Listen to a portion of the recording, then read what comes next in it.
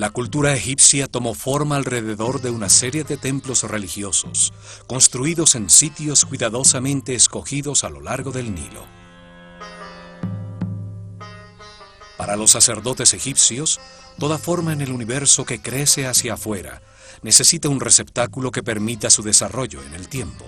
Los templos fueron los receptáculos que permitieron el desarrollo de su civilización. Cada templo expresó una toma de conciencia distinta sobre el universo. Su objetivo era comunicar los distintos principios fundamentales a su sociedad, las distintas verdades. Esto permitió que cada templo actuara como un órgano distinto en el cuerpo del país, con una función distinta, dedicado a enseñar y a explorar un tema religioso distinto. Así entendían a las casas de Dios. Por miles de años, las fronteras del reino de los faraones en Egipto, discípulos de la sabiduría de los sacerdotes del Ojo de Horus, fueron respetadas por todos los imperios de Asia. Nunca quisieron ampliarlas, y en su interior existió un remanso de paz contra la anarquía universal. El ocaso comienza con la desaparición de sus más altos sacerdotes en el paso del Mar Rojo tras Moisés, el último de sus grandes iniciados, y termina con el caos, la destrucción de sus templos y el exterminio ocasionado por el persa Cambises II.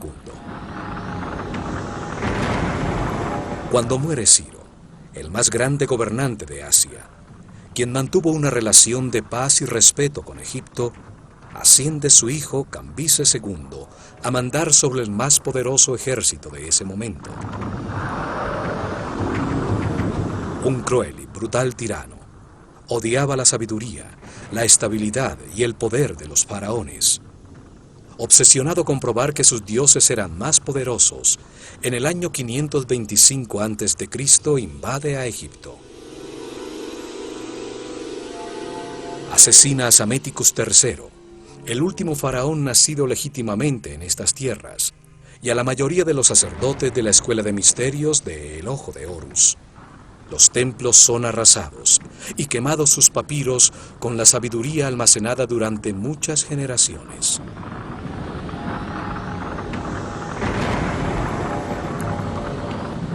El conocimiento se había convertido en oscuridad y la otrora sabiduría egipcia desaparece con sus altos sacerdotes. Cambises II establece un cruel vasallaje que duraría 200 años, hasta la llegada en el año 332 a.C. de Alejandro el Grande, quien es recibido como un salvador por los egipcios. Alejandro ordena la reconstrucción de sus templos, y a su muerte, Ptolomeo I, uno de sus generales, dio comienzo a las dinastías ptolemaicas que reinarían por casi 300 años.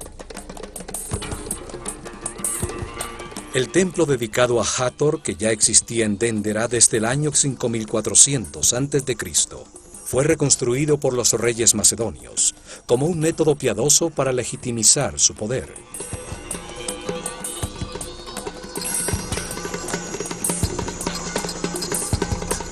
Hieroglifos en una de sus criptas subterráneas afirman que fue reconstruido siguiendo exactamente los antiguos planos y diseños realizados por el sabio Imhotep.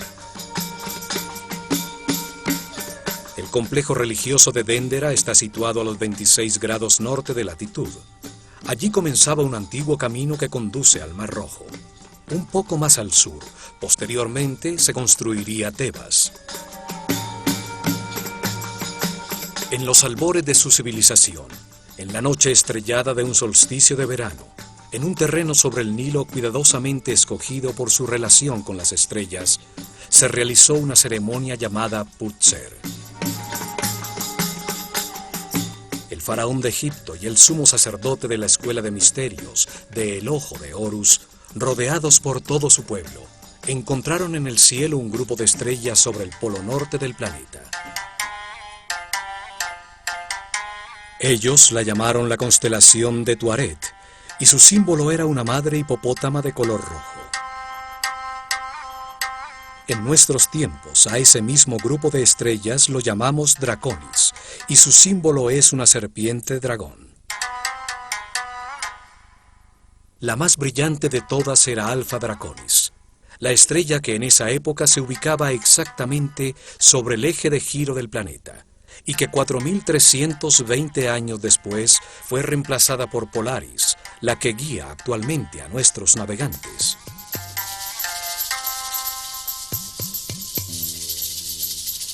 El avance del sistema solar en su giro alrededor del centro de la galaxia determina que durante ese ciclo de 25.920 años, la estrella sobre el polo representaba en el cielo a la fuerza materna fundamental, la que generó la sustancia que permitió el desarrollo de la vida en el universo, el principio femenino que llamaron Hathor y a la que se consagró este templo.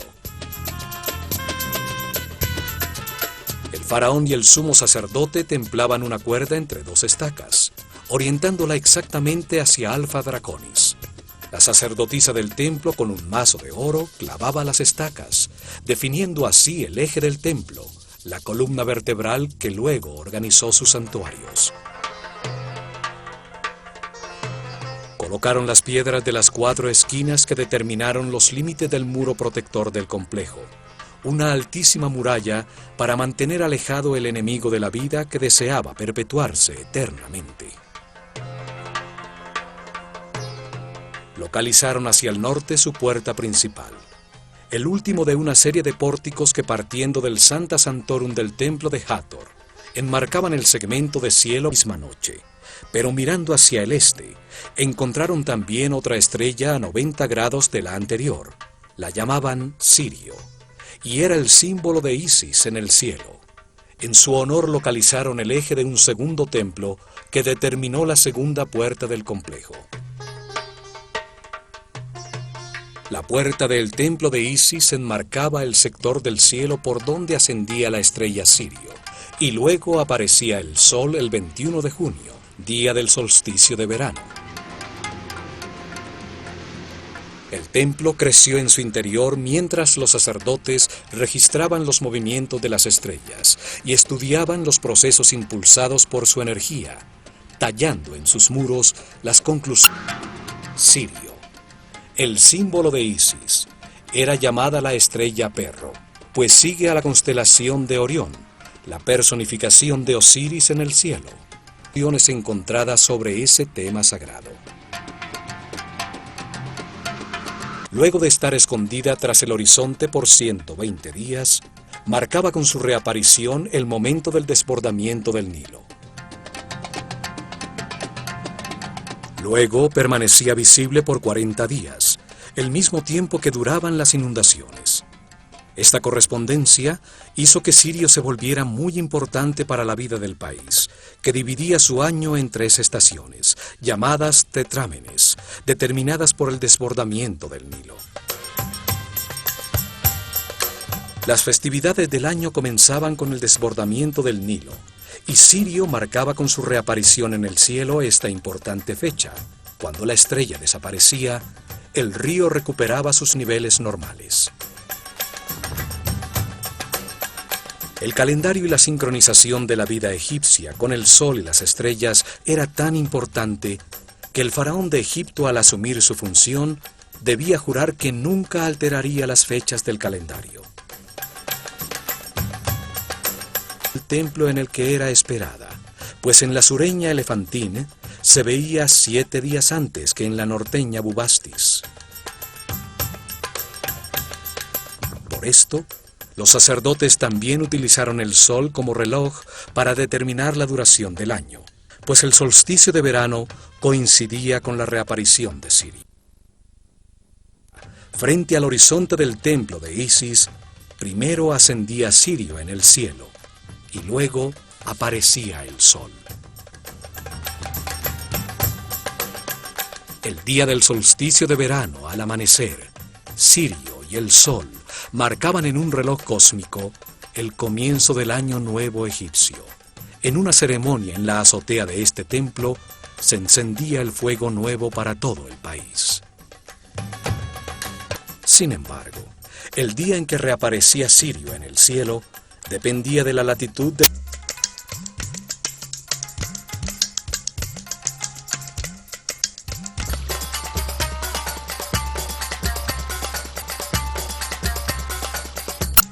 Para entrar a Déndera, hay que atravesar una serie de construcciones realizadas por los romanos durante los reinos de los emperadores Trajano y Domitiano.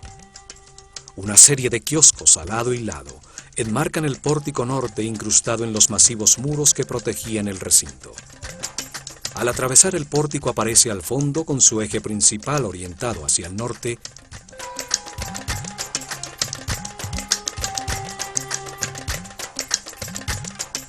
Al atravesar el pórtico aparece al fondo, con su eje principal orientado hacia el norte, la fachada con las 6 columnas jatóricas del imponente templo principal, dedicado. La fachada con las 6 columnas jatóricas del imponente templo principal, dedicado al estudio de las estrellas. Muy cerca, a la entrada del complejo, se encuentra una capilla dedicada al nacimiento de Horus, construida por los romanos durante el reinado del emperador Augusto.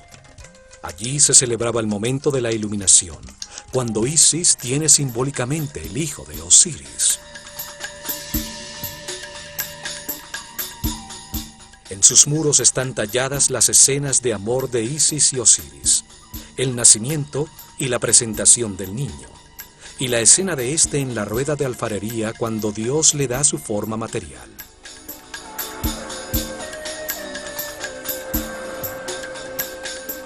Sobre el capitel de sus columnas está representado el dios Bes, el protector de las parturientas, que favorece el nacimiento de los niños.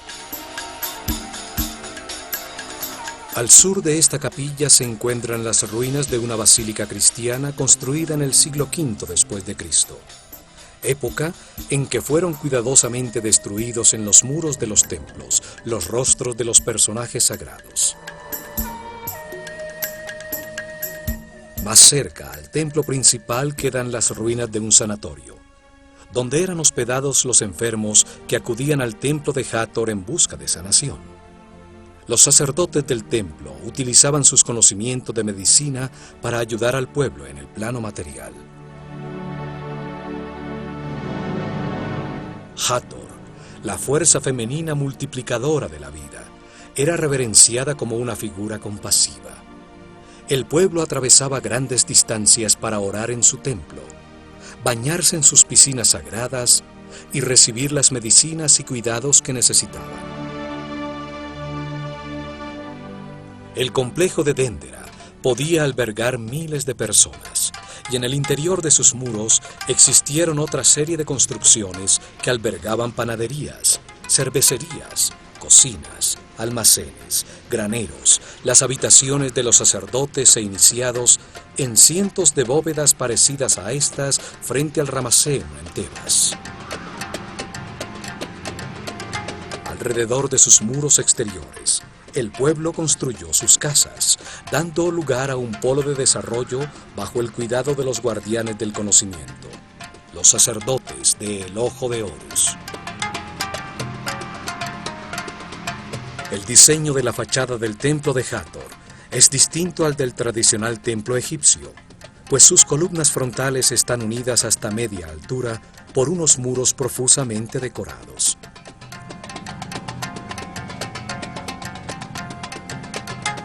Se accede a través de las 18 columnas del Salón de la Vida, que sostienen un altísimo cielo raso, totalmente tallado con información sobre los astros y sus movimientos. La bóveda de los cielos, sostenida simbólicamente por las columnas de Hathor.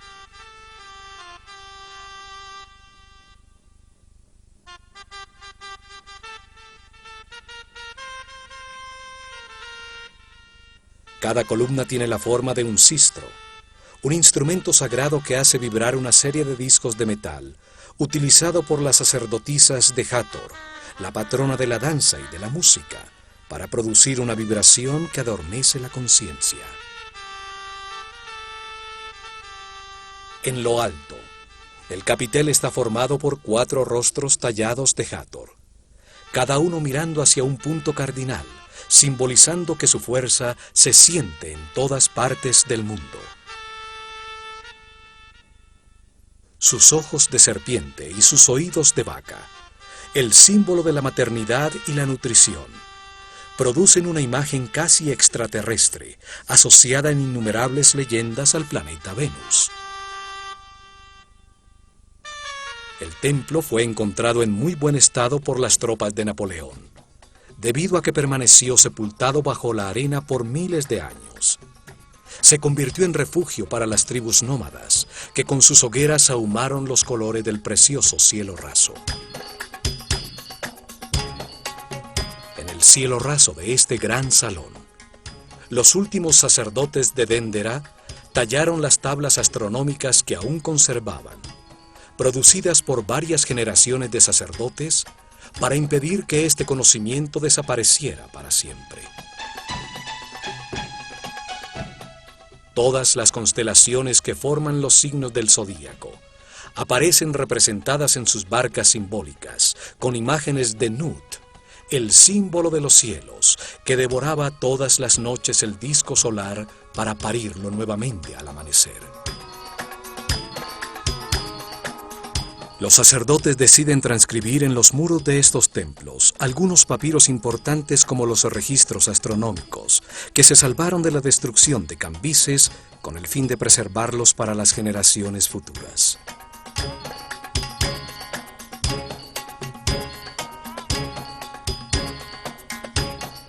En este salón, llamado la Casa de la Vida, los escribas trabajaban en los papiros sagrados, los tratados teológicos, las oraciones de los rituales, las tablas del registro astronómico.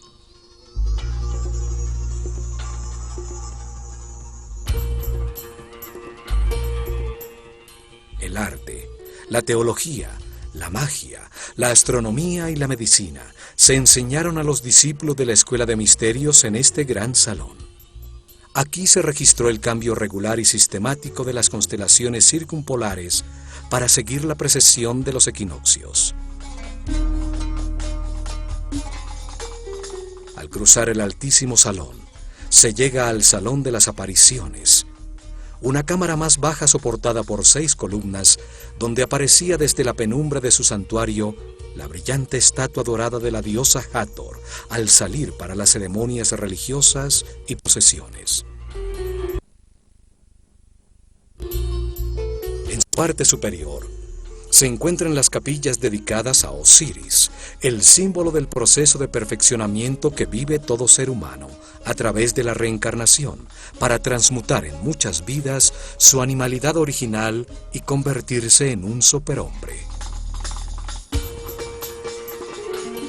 Una de las capillas tiene el famoso zodíaco de Dendera, que ilustra cómo este proceso ocurre mientras el sistema solar da un giro alrededor de la galaxia, y la otra ilustra el mito de Osiris. Alrededor de este salón se encuentran los 6 salones de los rituales diarios. El primero guardaba los objetos dedicados al culto. El salón de la purificación, que tiene una puerta que conduce al lago sagrado, era utilizado al amanecer por los sacerdotes en sus rituales de limpieza. Los templos tenían un lago sagrado, excavado hasta llegar al nivel freático de la zona, forrado en piedra y con una serie de escaleras que permiten a los sacerdotes introducirse en el agua para purificarse antes de comenzar su servicio en el templo. En el siguiente se organizaban los oficios. Conducía al corredor de acceso a la escalera de caracol que llega a la azotea del templo, utilizada por las noches en los registros de la bóveda celeste.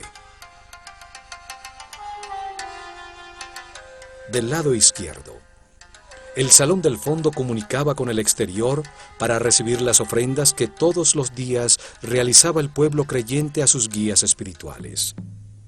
Las viandas y animales dedicados al sacrificio eran almacenadas y preparadas en las otras 2 cámaras. Desde el Salón de las Apariciones se llega al corredor de las 2 escaleras del templo. A la derecha, La simbólica escalera de caracol utilizada para subir la procesión con el santuario portable, la barca de oro con la figura de Hathor hasta la terraza a esperar la aparición del sol en el solsticio de verano. Simboliza a la escalera de la luz, cada vuelta o vida más arriba en la escala de la conciencia, la materia que se remonta hacia el espíritu.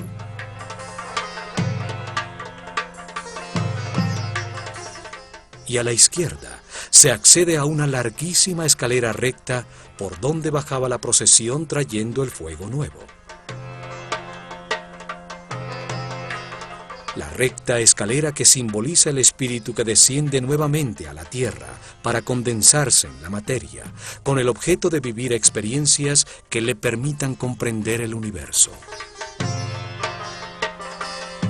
Al atravesar este pórtico, se llega a la antecámara del santuario donde ardía el fuego, el instrumento de los dioses, la primera sustancia elemental de la materia. Allí se realizaban las ofrendas a Hathor, el principio femenino gestor de la vida en el universo.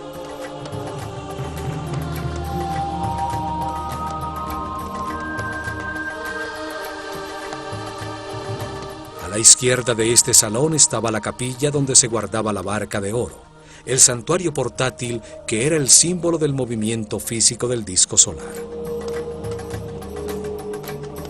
La barca de la vida era utilizada para llevar la figura de Hathor en una florida procesión. El día de luna nueva, el tercer mes de verano, en el Festival del Bello Encuentro, por el Nilo hasta el cercano templo de Horus en Edfu.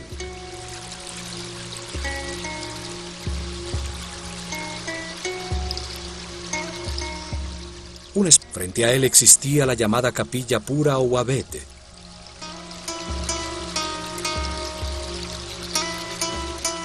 A este espacio abierto eran sacadas las figuras simbólicas para que renovaran sus fuerzas al recargarse con la energía del sol. A medida que entramos más profundamente, el templo se hace más oscuro, los techos más bajos y las puertas más estrechas. El piso se eleva para enmarcar claramente desde el santuario a la estrella Alfa Draconis sobre las cabezas de los asistentes a las ceremonias. Y por fin, en lo más profundo del templo, sobre su eje principal, se llegaba a su corazón, su espacio más sagrado, el hogar de Hathor, su figura de oro, la carne simbólica de los dioses, con sus ojos de piedras semipreciosas, permanecía cerrada en un pequeño tabernáculo. Aquí solo podían entrar el faraón y los más altos sacerdotes de la escuela de misterios del Ojo de Horus, después de una intensa ceremonia de purificación con agua.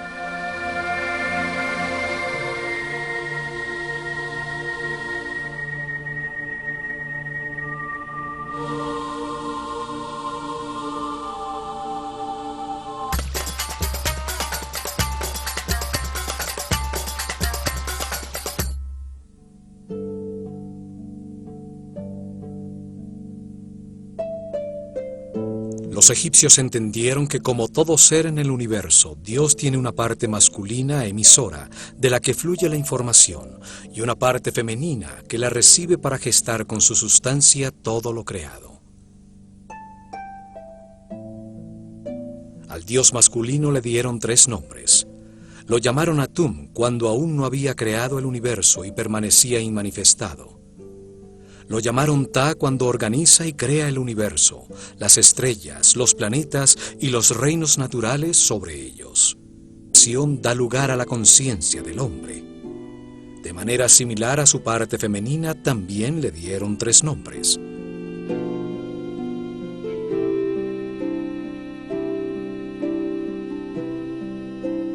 La llamaron Nun cuando era una sola,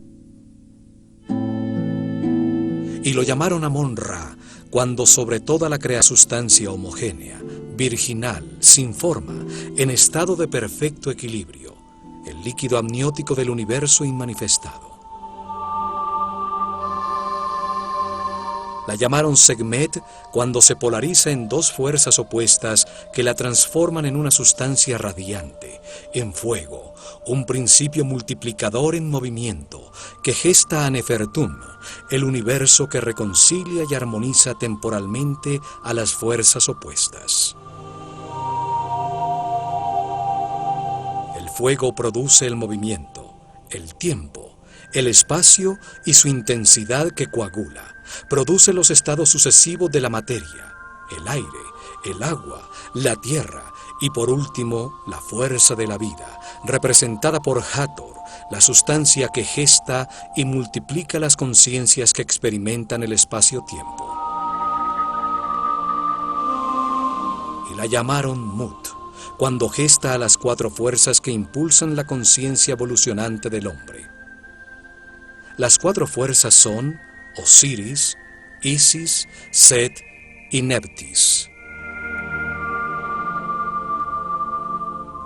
Entendiendo así a Hathor, ella es la barca de la vida, la barca de la luz, representa el amor, la gran matriz de las conciencias del universo, la barca del norte que contiene el principio de toda la naturaleza. Aquí, en su tabernáculo, Hathor, la fuerza de la vida, recibía las oraciones de quienes querían prolongarla o sanarla. Alrededor de su Santa Santorum, accediendo por un corredor perimetral contra los muros exteriores del templo, había una serie de capillas, espacios sagrados dedicados a todas estas fuerzas fundamentales. Estas capillas eran localizadas desde el exterior por las tallas de sus símbolos sagrados en el muro exterior del templo, y permitían que el pueblo que no podía entrar, allí solo entraban los sacerdotes y los iniciados, orara y pidiera ayuda a las fuerzas fundamentales del universo. A la derecha de la capilla del oído de Hathor, dos capillas comunicadas estaban dedicadas a la adoración del único Dios, el creador de la conciencia del hombre, el que está en todas partes, Amon-Ra, con sus símbolos también tallados en el muro exterior. Las dos capillas comunicadas de la izquierda contenían las figuras que simbolizaban a las fuerzas fundamentales del Bajo Egipto, todas en relación con Hathor y su instrumento musical, el sistro. 4 santuarios al gnomo de Dendera, el patrono o santo de la zona de Egipto donde se encontraba el templo. Derecha dedicados a Horus, a Sokar, a Isis y por último uno dedicado, un collar utilizado por el sumo sacerdote en las ceremonias y procesiones, con 4 figuras de Hathor, cada una con un trono simbólico encima. Los 4 tronos representaban a los poderes supremos del universo. Había otra capilla que contenía el collar de Menat y la armonía. Bajo el piso de estos espacios existía una serie de criptas donde se almacenaban los elementos más sagrados, las pieles escritas y papiros más secretos concernientes a la revelación de este templo. El amor, la sabiduría, la fuerza infinita de la voluntad divina y la armonía. Bajo el piso de estos espacios existía una serie de criptas donde se almacenaban los elementos más sagrados, las pieles escritas y papiros más secretos concernientes a la revelación de este templo.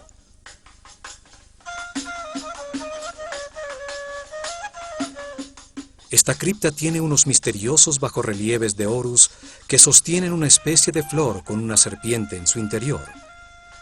Teorías científicas afirman que se trata de las lámparas que pudieron utilizar para iluminar sus cámaras y construcciones bajo tierra.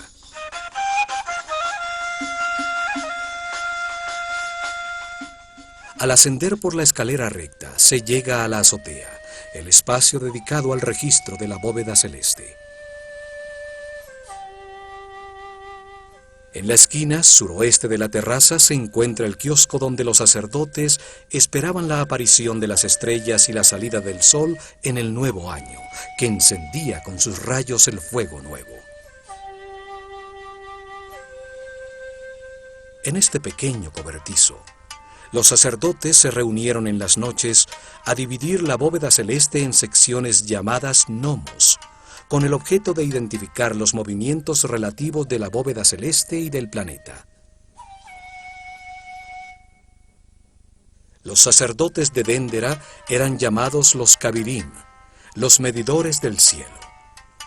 Ellos registraron la primera carta celestial, la que marcaba las posiciones relativas de los Mazarots, los fuegos del cielo. La astronomía comenzó en Déndera. Astro significa estrella. Astronomía significa logos o conocimiento de las estrellas. Por esta terraza se llega a las dos capillas dedicadas a Osiris, el principio divino que simboliza la evolución a través de la reencarnación de todo ser humano. En ellas se describe el mito cuando su hermano Set, por quedarse con su reino y su mujer, Isis, lo corta en 14 pedazos y arroja las partes de su cuerpo por todo Egipto. Las tallas muestran el momento en que Isis, después de reunir sus pedazos, suspendida en el aire bajo la forma de una hembra halcón, sobre el falo de Osiris, logra en una comunión espiritual quedar embarazada para dar a luz a Horus.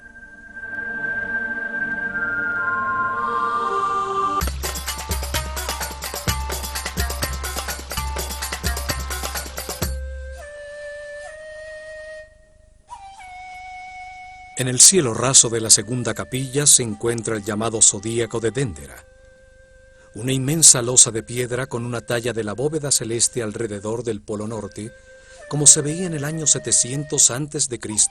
durante el solsticio de verano a la medianoche. Es una copia de la losa original, de la que se enamoró Napoleón al entender su profundo significado y que hoy se encuentra en el Museo del Louvre en París. En una capilla como esta, en este mismo sitio, durante miles de años, los sacerdotes de El Ojo de Horus estuvieron actualizando periódicamente sobre un papiro un mapa de los cielos como este. Cada solsticio de verano, año tras año, por miles de años, marcaban la posición relativa del sistema solar y de la Tierra.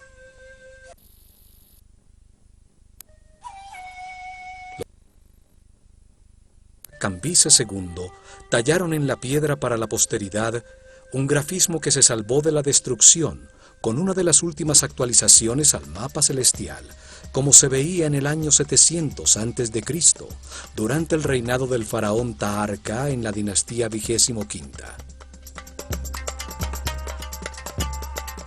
La bóveda celeste es sostenida por 8 figuras arrodilladas de Horus y 4 figuras femeninas de Isis. Un círculo de hieroglifos une esta simétrica disposición. En su momento, la bóveda celeste estaba pintada de azul, resaltando las simbólicas figuras. Las varas sagradas de 4 figuras marcan un punto cerca del centro de la bóveda. Saturno, el padre de los planetas. Júpiter, Marte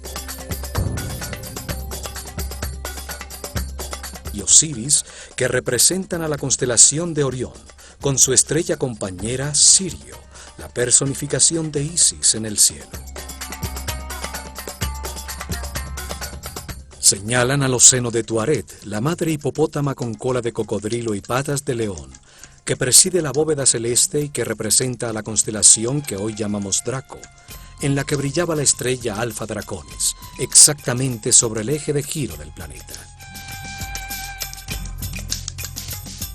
El eje del templo está orientado 71.5 grados hacia el noreste, para enmarcar en sus pórticos el segmento de cielo donde aparecía la estrella polar Alfa Draconis, que en la bóveda aparece sobre el seno de la hipopótama. su lado se encuentra la constelación del Chacal Rojo, con la estrella Mitzar en su pata delantera, la representación egipcia de la constelación de la Osa Menor, con la estrella que hoy llamamos Polaris.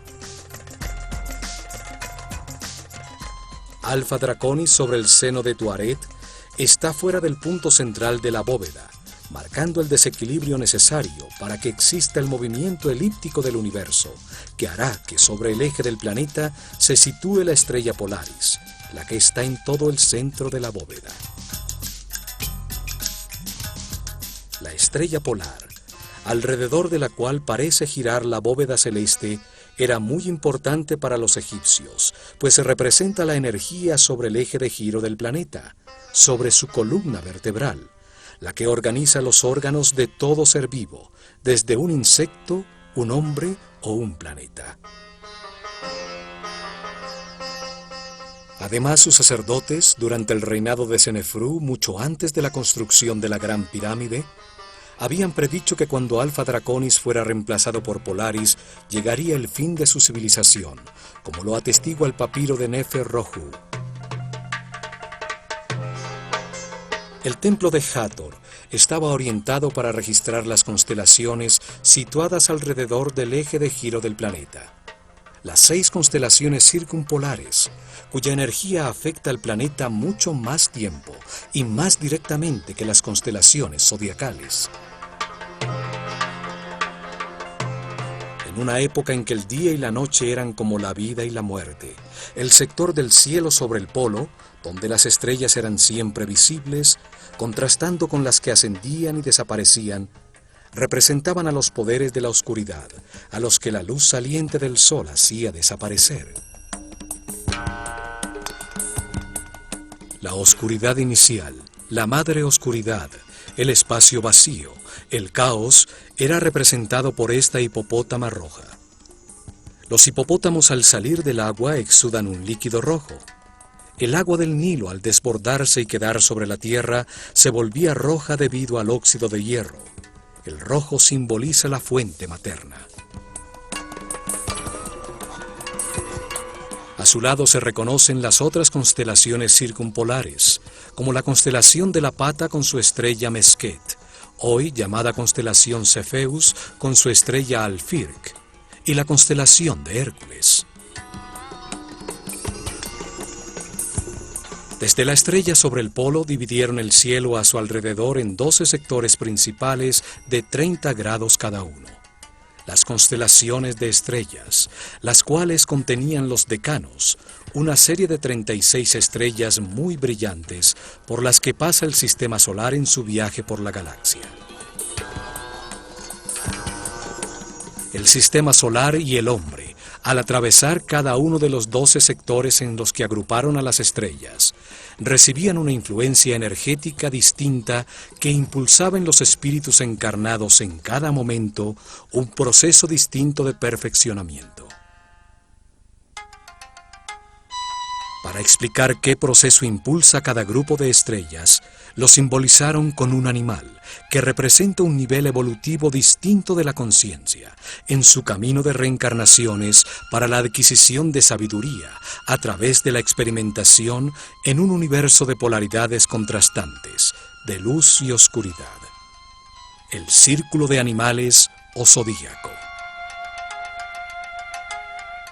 El cangrejo de Cáncer simboliza el yo siento, el animal que se retira a su pequeño hueco de agua a digerir su alimento espiritual, cuando la conciencia se mueve de manera incierta y comienza su proceso evolutivo, experimentando por primera vez con los sentidos. Los gemelos de Géminis simbolizan el yo pienso, el deseo de aprender y explorar, con la dualidad necesaria para encontrar la verdad, el conocimiento y la experiencia a través de los opuestos, de las experiencias contrastantes.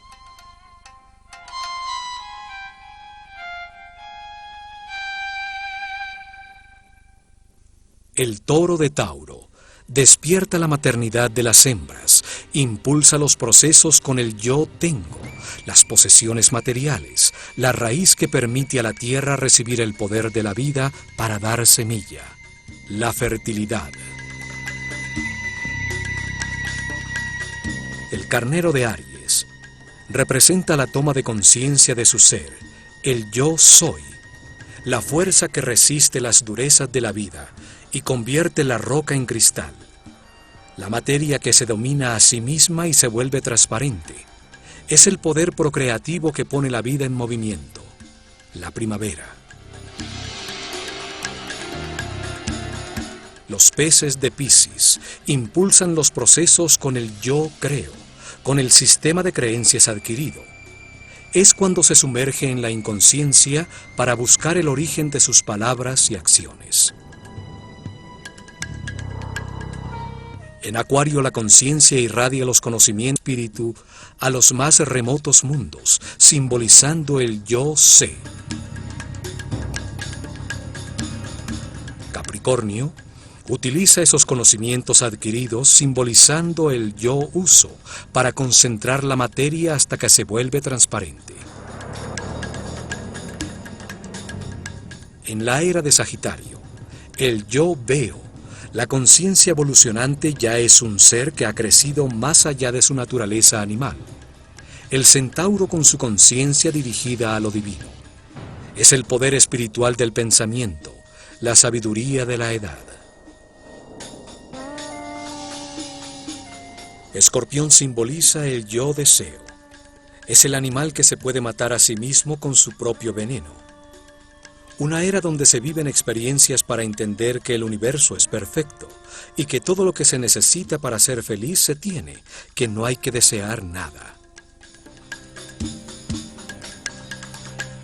La balanza de Libra simboliza el yo equilibrio. Se aprende a ceder, a ser elástico ante todas las situaciones. Se conserva solo lo valioso. Virgo simboliza yo analizo. Es cuando se recoge la cosecha, la maternidad del universo, y se viven procesos para aprender a no reaccionar, a pensar antes de hablar. De la vida, para lograr la armonía. Todas las experiencias son medidas. Y por último, Leo, el símbolo del yo puedo, el rey de los animales, el gran padre del zodíaco, la fuerza del fuego que ha verificado todas las verdades al experimentar en carne propia los resultados verificados y adquiridos por Géminis. Lleva el agua de las altas frecuencias del libre estado de sus decisiones en millones de situaciones a lo largo de muchas reencarnaciones. En este punto, el hombre deja de identificarse con sus instintos animales. Su conciencia deja de ser un establo donde viven sus pasiones descontroladas. Abandona el círculo de los animales. Leo se proyecta sobre Cáncer, la puerta a la siguiente escala del universo, donde como guía de los procesos de otras conciencias se experimentarán situaciones de más responsabilidad para continuar en el camino de perfeccionamiento de regreso a Dios. El proceso evolutivo se cumple cuando a lo largo de muchas reencarnaciones se han recibido las 12 energías fundamentales y se han experimentado los distintos procesos que éstas impulsan. El signo zodiacal bajo el que muere el hombre será el signo bajo el que nace en su siguiente reencarnación. Se experimenta con distintas personalidades, bajo la influencia de distintas fuerzas, a medida que el sistema solar avanza en su giro por la bóveda celestial.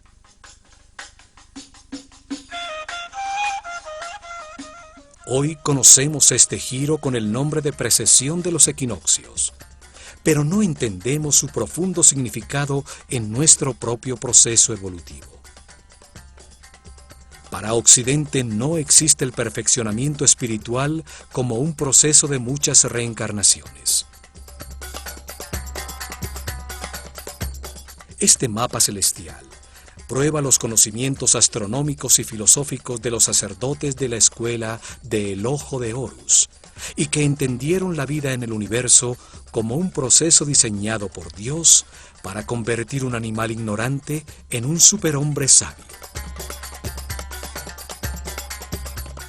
Subiendo por una escalera de peldaños en cantilever contra un muro profusamente tallado con hieroglifos, se asciende a la terraza superior del templo.